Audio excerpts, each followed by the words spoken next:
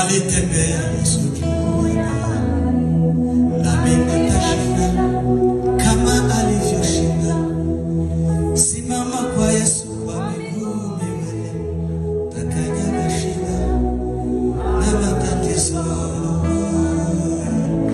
Umwite Yesu ataondoa shida, ataondoa shida na matatizo.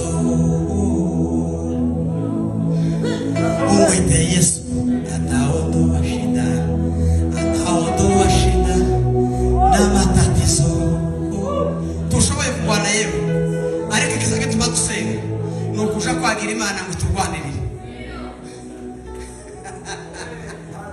Usenga no kwagira Imana ngo Imana igwa.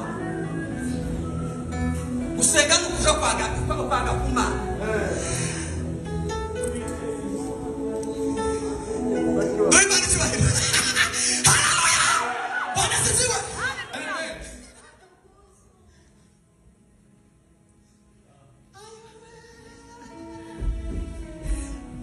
Simama kwa Yesu kwa miguu miwili, takanyaga shida na matatizo.